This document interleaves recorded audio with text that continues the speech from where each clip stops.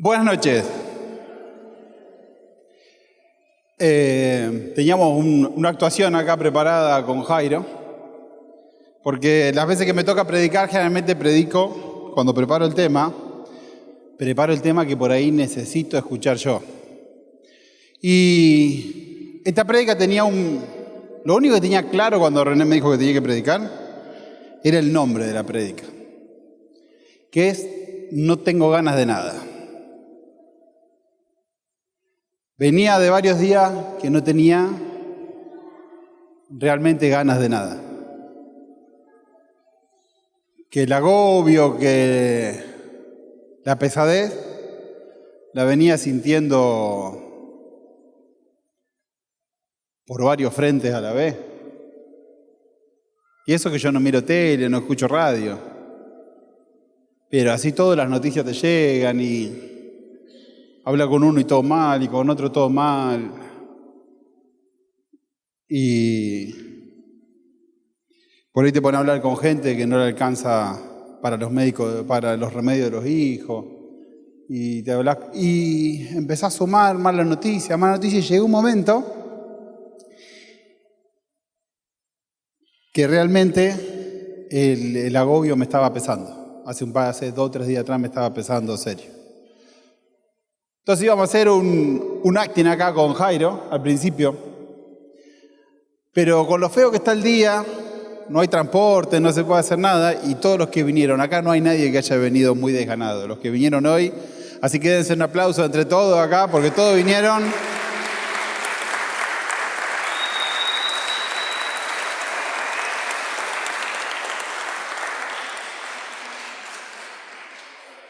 Así que empecé a preparar la prédica, teniendo el tema bien claro, totalmente claro, que no tenía ganas de nada. Y dije, esta vez siempre traigo algo de psicología, porque tiene que ver con lo que estudié, pero siempre traigo algo de psicología. Y dije, esta vez no voy a traer nada de psicología, voy a traer solo de la palabra. Me pongo con lo de la palabra, y empecé, y se me viene algo de psicología, y volví para atrás, y preparaba otra cosa, y volvía. Y después ya no era un tema de psicología, eran 2, y ya después no eran 2, eran 3. Y venía cambiando de palabra, y en un momento, como que Dios te cierra la idea. Porque era difícil hablar de que no tengo ganas de nada y transmitir un buen mensaje. Hay una historia real, pasó real, el 6 de enero de 1995. 1995, hace 28 años. ¿En qué año naciste vos, Jairo? 96, un año antes que nazca Jairo, que hoy cumpleaños. En el 95, un ladrón profesional que se dedicaba a robar bancos, que se llamaba es difícil de pronunciar, MacArthur Wheeler, con su secuaz, entran en 2 bancos en Pittsburgh, en Pensilvania, Estados Unidos. Y a diferencia de las otras veces, está como fuerte, porque está acoplando un poquito. ¿Se puede bajar un cachitín?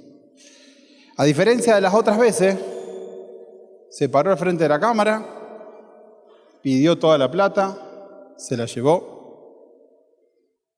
Y cuando llegó la policía, se dieron cuenta de que el hombre había robado a cara descubierta, con su secuaz, los 2 juntos ahí. Y sabían quién era. Así que a la noche fueron a la casa, le llevaron el video y la policía le muestra el video, usted robando en un banco. Y el ladrón agarra un ataque.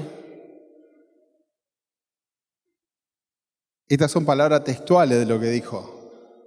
Pero me eché limón. Y varias veces repitió, pero me eché limón. El tema era que él había aprendido que si vos escribís con jugo de limón en una hoja en blanco no se ve, pero si le pasás una vela, aparece lo escrito en el papel, aparecía. Y él empezó a hacer pruebas de si él se echaba jugo de limón en la cara, las cámaras lo iban a dejar de ver.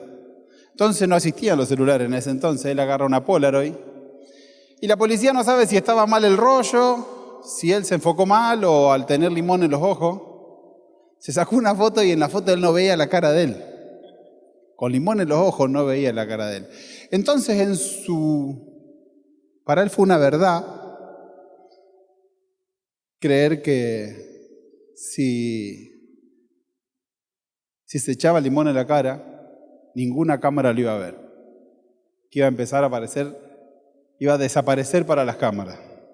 Entonces, un profesor de la facultad dice, yo no puedo creer la confianza que tiene este hombre y la estupidez que tiene este hombre a la vez. Y se llama Dunning, el profesor empiezan a hacer un estudio, se suma Kruger con él. Para los que están viendo en internet puede ser que las pronunciaciones de los apellidos no estén del todo bien, porque lo escuché 10 veces y las 10 veces es distinto. Y se empezaron a dar cuenta que muchas veces la ignorancia, cuando nosotros ignoramos algo, tenemos más confianza que cuando sabemos algo. Cuando vamos a enfrentar algo que ignoramos, muchas veces, por no conocerlo, tenemos mucho más confianza que cuando conocemos algo. Dunning y Kruger llegaron a la conclusión de que si nos faltan las habilidades para saber los problemas que podemos tener, nunca nos vamos a dar cuenta de cuando nos estamos equivocando. Acá lo tengo ya, un profesional del baile. Yo me puedo poner a bailar acá y puedo decir que estoy bailando español. Ni siquiera sé cómo se llama. Y yo puedo creer que lo estoy haciendo. Y él me va a ver y va a decir, no tiene nada que ver. Pero muchas veces nuestras decisiones las empezamos a tomar ignorando lo que estamos viviendo. Muchas veces creemos que los problemas que tenemos o las situaciones que vivimos vienen de tal o de cual situación, porque en realidad no tenemos herramienta para evaluarnos realmente. Después de estudiar mucho, se dieron cuenta que por más que aprendiéramos todo lo que quisiéramos, siempre lo que nos faltaría por aprender sería una tarea oceánica, algo gigante. Vos podés entrar a una biblioteca y podés estar toda la vida leyendo que no terminás nunca de leer los libros, nunca vas a terminar de aprender. Entonces, por un lado, muchas veces, no siempre, pero muchas veces, tomamos decisiones y hacemos nuestra vida a partir de cosas que ignoramos. Sumado a eso, tenemos la atención selectiva, se llama, nuestra forma de ver las cosas. No sé si se habrán dado cuenta que, por ejemplo, en algunos momentos de nuestra vida, por ejemplo, queremos tener un hijo y de golpe empezamos a ver un montón de embarazada y un montón de cochecitos de bebé y un montón de negocios de ropa para bebé que ni sabíamos que estaban ahí, sobre todo los hombres, las mujeres un poco más, pero los hombres ni enterados. Nos empezamos a enterar que el bebé llevó un montón de ropa que hasta el día anterior no estaba. Empezamos a ver cosas que como no estaban en el radio de lo que nosotros pensábamos, no la veíamos. Yo me acuerdo que el día que compramos el auto negro, de golpe empecé a ver 200 autos negros en la calle y no veía los autos negros en la calle yo. Porque cuando algo entra en tu realidad de hoy, empezamos a enfocarnos y empezamos a ver mucho más lo que antes no veíamos porque no nos interesaba. Gracias a esto nos adaptamos a la vida. Es una defensa natural que tiene, porque nos adaptamos, porque vamos aprendiendo qué nos hace bien y qué nos hace mal, qué nos sirve y qué no, enfocándonos claramente en una cosa. Pero si nosotros partimos que nos enfoquemos en algo que no está bien, que no nos hace bien, que no tenemos las herramientas para solucionarlo, y encima nos enfocamos mucho tiempo en eso, puede ser que el camino que tomamos no sea el mejor.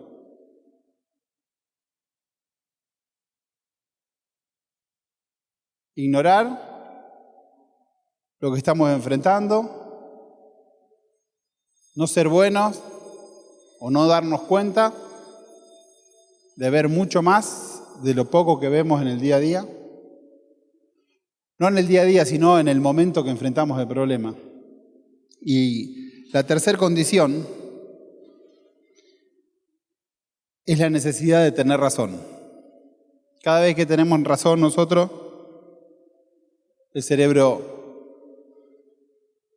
libera hormonas que nos causan placer.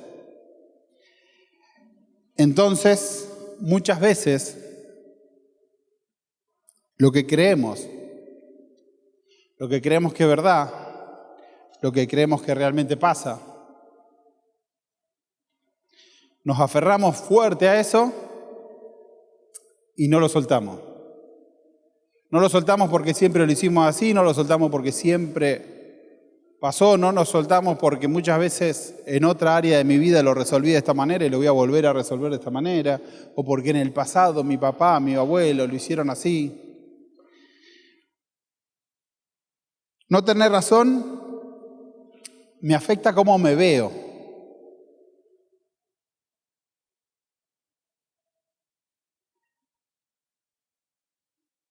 Por eso mucha gente es positiva en todo, todo es positivo. Porque muchas veces tenemos el miedo de enfrentar que nos podemos equivocar o que podemos aprender algo nuevo.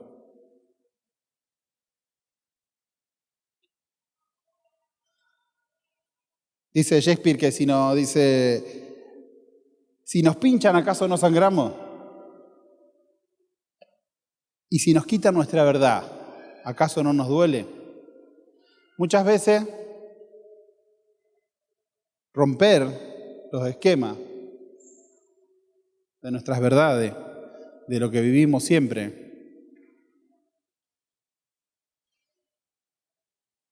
nos hacen que nos duela. Por eso muchas veces vemos gente que viene al grupo y pasa años con el mismo problema. No porque no tenía las herramientas, porque muchas veces las herramientas las escuchó centenares de veces. Muchas veces, ¿qué es lo que tenían que hacer? ¿Cómo lo tenían que hacer? Dios se lo dijo el primer día que vinieron al grupo, el primer día que fueron a una misa, el primer día que fueron a un retiro.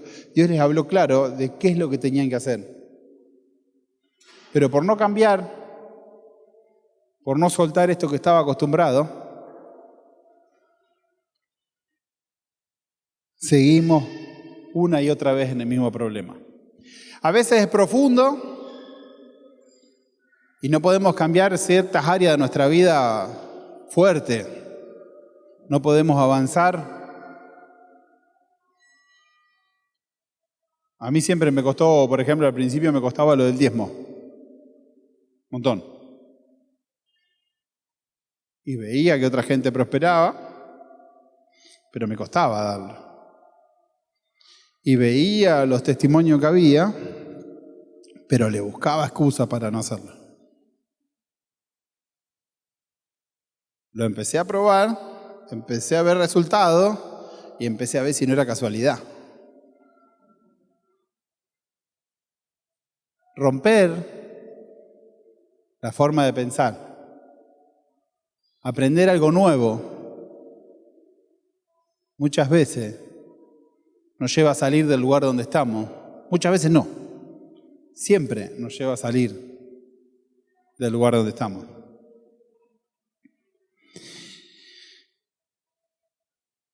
Pero generalmente hay que pasar esa etapa de dolor que hay al principio, esta etapa de incertidumbre, esta etapa de, ¿será verdad? No quedaré como esta incomodidad.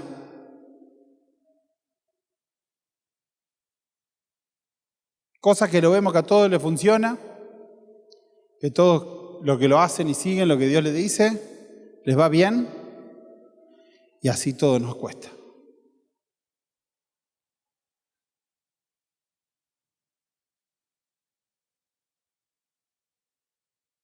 Y ahora que estamos en este ayuno, es la primera vez que no hago un ayuno.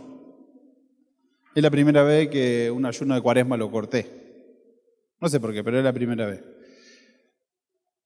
Y creo que la base de que estaba mal y que estaba fue eso. Fue no hacer lo que Dios me pide que haga. Porque nunca me pasó de hacer un ayuno en el grupo, nunca me pasó de hacer un ayuno prolongado y no tener siempre testimonio. Siempre. Por ahí lo veía después, porque los testimonios, el obrar de Dios tiene eso. A veces pasan años hasta que ve lo que Dios hizo. Aunque sea muy claro. Y con todo esto armado no sabía a dónde ir en la Biblia. Porque si no es una charla nomás. Y Dios me mostraba esto, que los apóstoles dejaron todo. Cuando Jesús los llamó, ellos dejaron todo. Estaban convencidos de que Jesús iba a cambiar el mundo.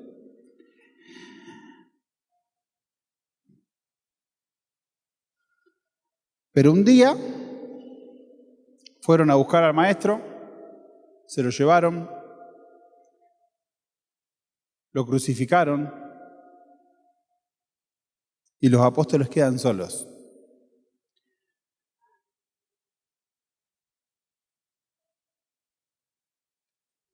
Por miedo estaban todos escondidos. Solo Juan estuvo en la cruz, solo las mujeres, como siempre las mujeres son las que creen primero. Y ellos estaban con miedo, escondidos, porque todo lo que ellos habían creído, todo lo que ellos habían trabajado, todo lo que ellos habían esforzado, no existía más. Pasó un día, pasó dos, y al tercer día, las mujeres van al sepulcro y lo encuentran vacío. No solo lo encuentran vacío, sino que vuelven y cuentan que se encontraron con unos ángeles y que Jesús había resucitado. No solo les cuentan que Jesús había resucitado y que estaba vacío el sepulcro, que habían visto ángeles, sino le confirmaba todo lo que Jesús ya había dicho antes que iba a pasar. Y así todo, estaban tan metidos en su problema y estaban tan metidos en su dolor y estaban tan metidos en su angustia que no podían creer la resurrección. Entonces esa misma tarde, cuando las mujeres ven el sepulcro vacío, encontramos en Lucas 24.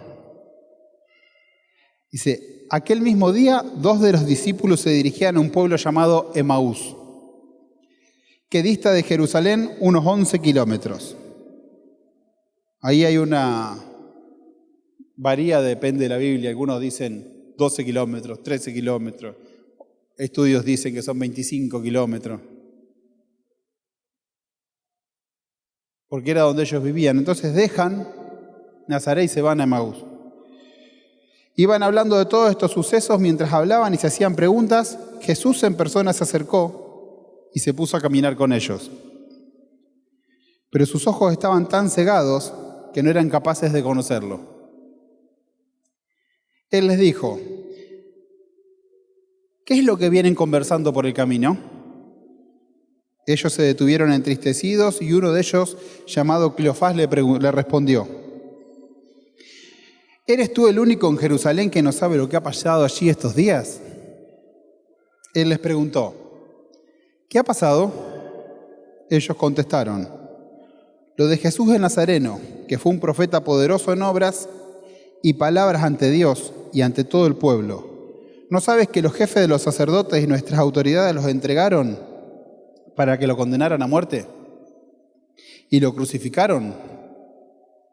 Nosotros esperábamos que Él fuera el libertador de Israel. Y sin embargo, ya hace 3 días que ocurrió esto. Y escuchen esta parte. Es cierto que algunas de nuestras mujeres nos han sorprendido porque fueron temprano al sepulcro y no encontraron su cuerpo. Hablaban incluso de que se les había aparecido unos ángeles que decían que estaba vivo. Algunos de los nuestros fueron al sepulcro y lo encontraron todo como las mujeres decían. Pero a él no lo vieron.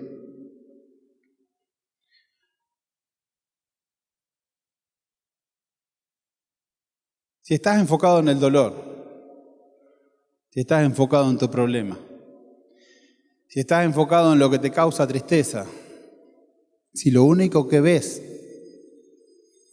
son malas noticias,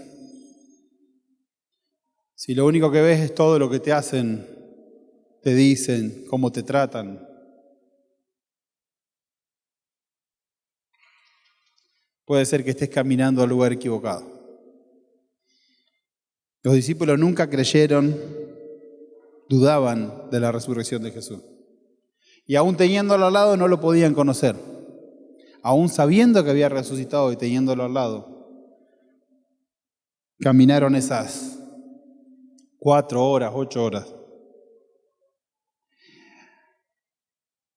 Y muchas veces nosotros hacemos esto, sacamos a pasear el dolor. Llevamos nuestras cargas por todos lados. Traemos nuestras cargas acá, llevamos nuestras cargas a los vecinos, a la familia. Paseamos carga. Nos adueñamos y nos afermamos tanto a ese dolor que no nos damos cuenta que el que nos puede quitar el dolor está al lado nuestro.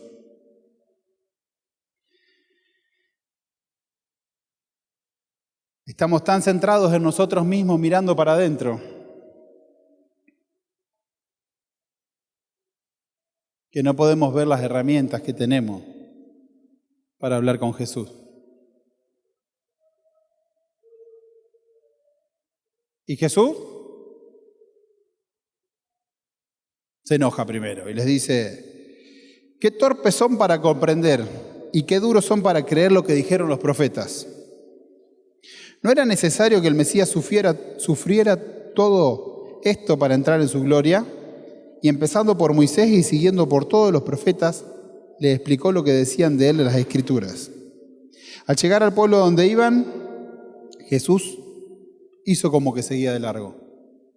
Pero ellos le insistieron diciendo: quédate con nosotros, porque es tarde, es peligroso y está anocheciendo. Y entró para quedarse con ellos. Cuando estaban sentados a la mesa, tomó el pan y lo bendijo. Lo partió y se lo dio a ellos. Entonces se les abrieron los ojos y lo conocieron.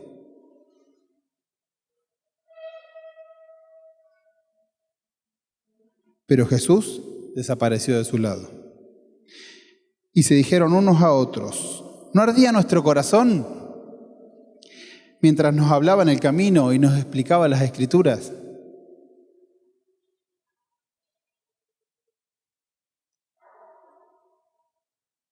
Cargar con el dolor, cargar con el miedo,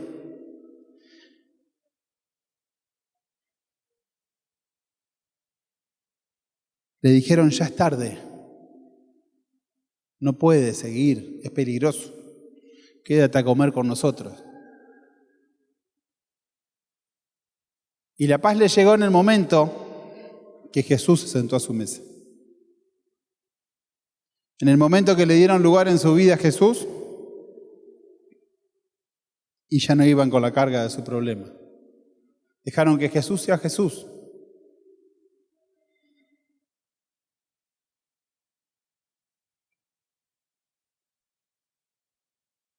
Y lo reconocieron cuando Él partió el pan. Jesús nos deja el mandamiento de palabra y Eucaristía. De ir a la Eucaristía. De buscar en la palabra. En vez de buscar en el dolor y en el tiempo, buscar en la palabra. Centrarnos en lo que Él nos quiere decir. Porque cuando te alejas de la palabra, estás sin ganas de nada.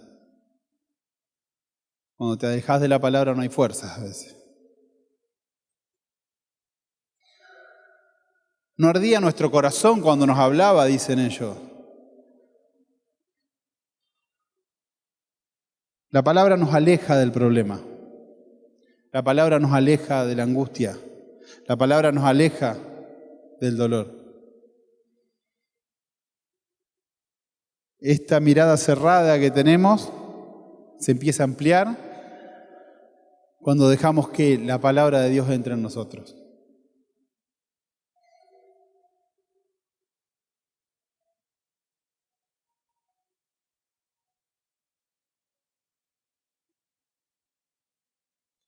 Pedro, cuando lo vio a Jesús caminando en el agua, pudo caminar en el agua mientras que miró a Jesús. Y se hundió cuando miró la tormenta. Ellos venían hundidos en un dolor y no podían ver a Jesús que les hablaba al lado. Y muchos de nosotros venimos y estamos y pasamos y seguimos sacando a pasear ese dolor. Y seguimos sacando a pasear esos problemas y pasan los años y el problema sigue ahí. Porque no somos capaces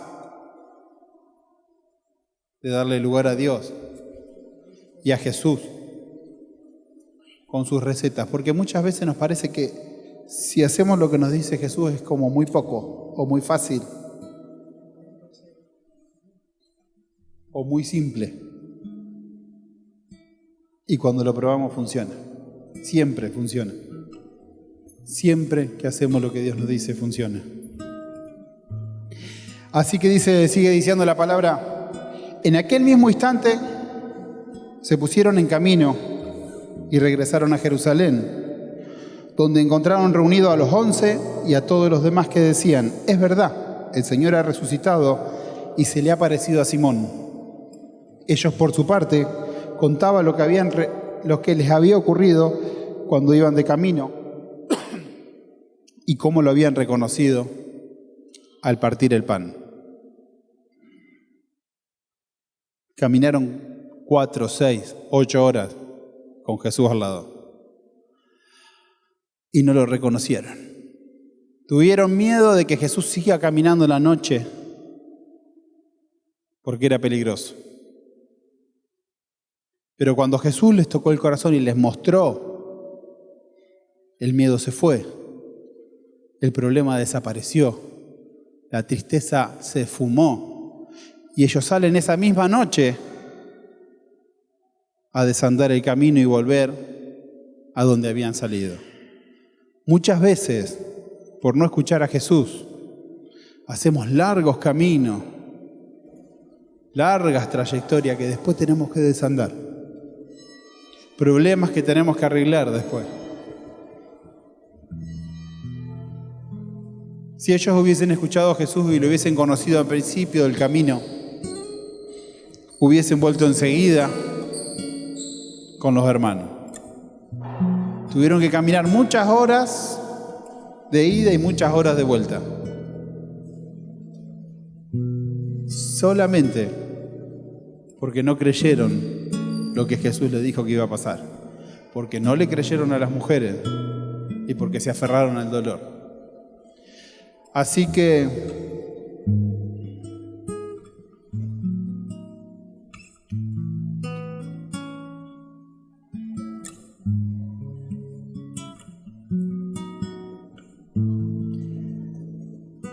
no tener ganas,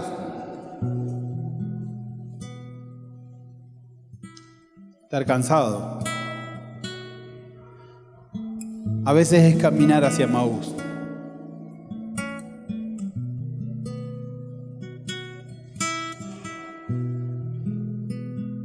No confiar en que Dios está ahí, que siempre va a estar, que siempre nos acompaña.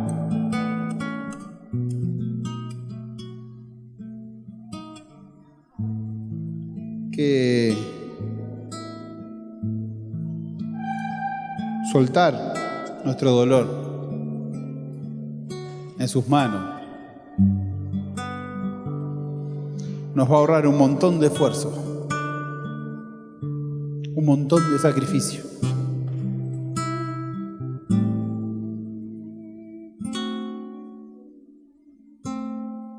A veces con nuestros hijos que queremos hacer un montón de cosas, nos hacemos un montón de problemas, y Dios te dice, te da una palabra clara de qué es lo que tenés que hacer, y hasta que no haces eso, la pelea y la pelea y la pelea. Y cuando haces lo que Dios te dice, ves los frutos.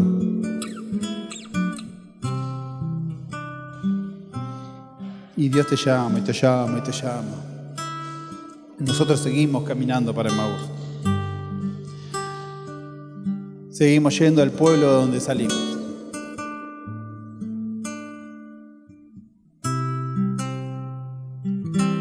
Así que no sé ustedes,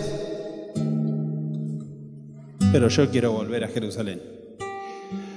No quiero pelear. No quiero... Ciro, no sé dónde está. Estoy acá con un...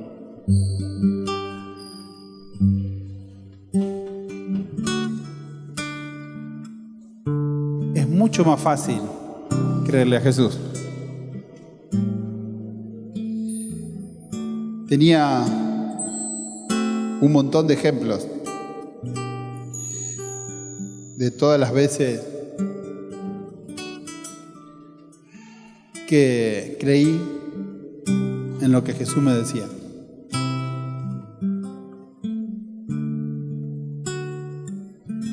Pero ahora uno solo voy a contar nomás. Hoy me acordaba que cuando el grupo empieza, compré una camarita chiquita, empecé a filmar. René me dijo, quiero tener video, quiero hacer DVD. DVD era una cosa que existía antes, vieja, no existe más, hace como 10 años que no existe más.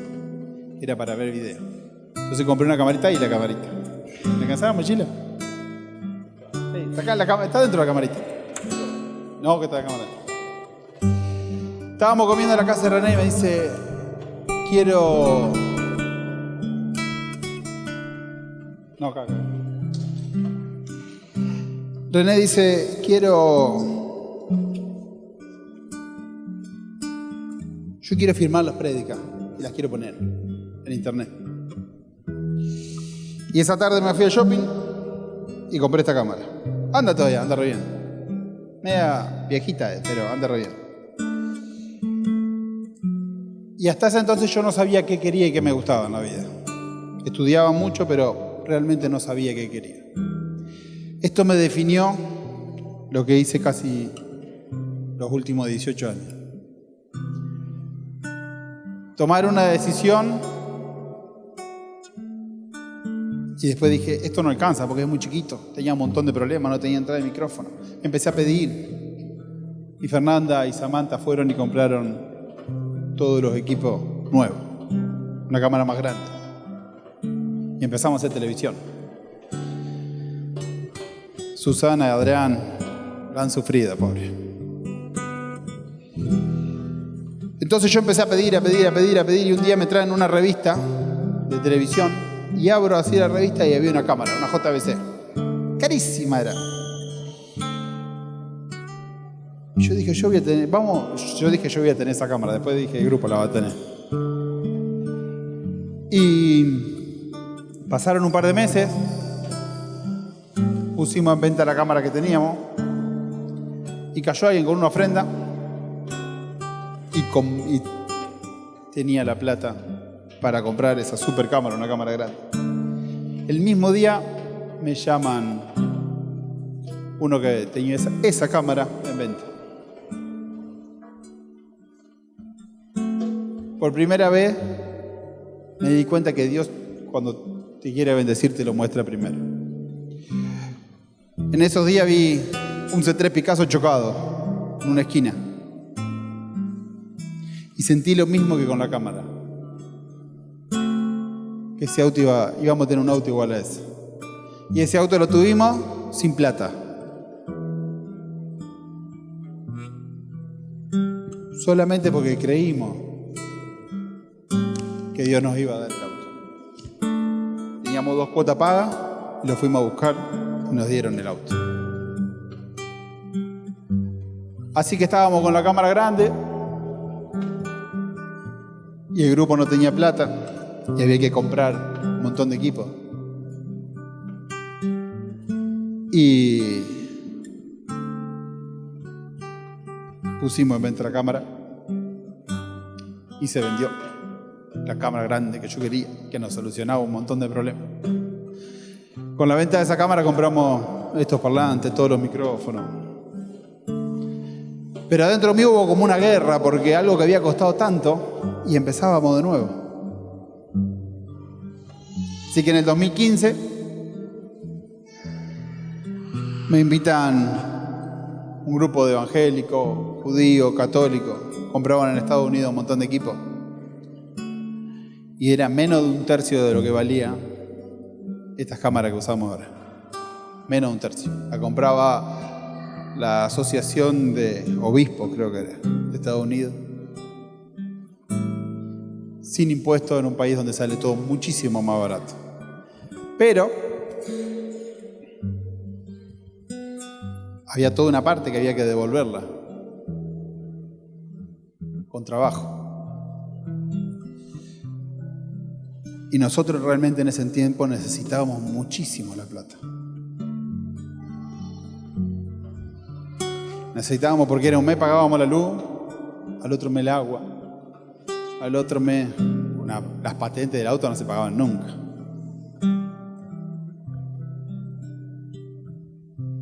Y tomamos el riesgo de traer las cámaras para el grupo. Y durante casi 4 años fui a trabajar gratis para pagar esa diferencia. Y entender que Dios nunca se deja ganar en generosidad. Porque gracias a esas veces que fui a trabajar gratis, conocí al que me regaló todo el techo de la cochera, casi 60 metros cuadrados de techo.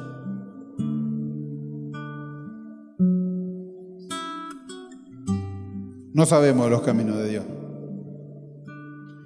No sabemos a dónde nos quiere llevar ni cómo nos va a llevar.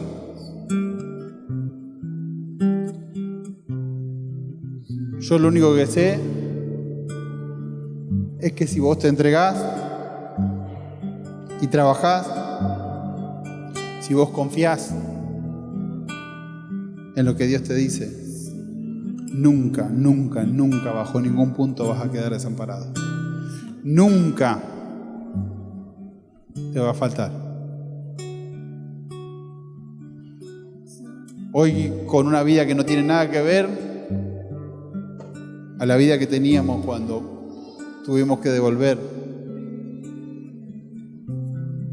lo de las cámaras, hoy sin deuda, sin problema, miro para atrás y veo que cada vez que nos jugamos por lo que Dios nos pedía, hubo respuesta una y otra vez, y otra vez, y otra vez, del lugar que menos lo esperaban. Por eso ahora cuando veo los que van a trabajar a la obra, todo el esfuerzo que le meten, a veces creo que es mucho más de lo que habría que hacer, pero todo lo que hacen, yo no dudo ni un segundo de que la recompensa va a ser grande.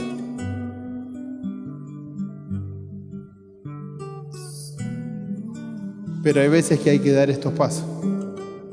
Pasos de solo confiar en lo que Dios te pide.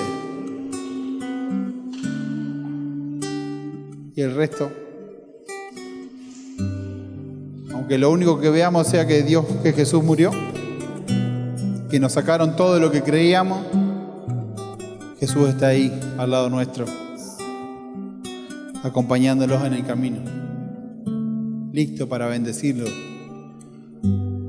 cuando nosotros creamos que lo puede hacer.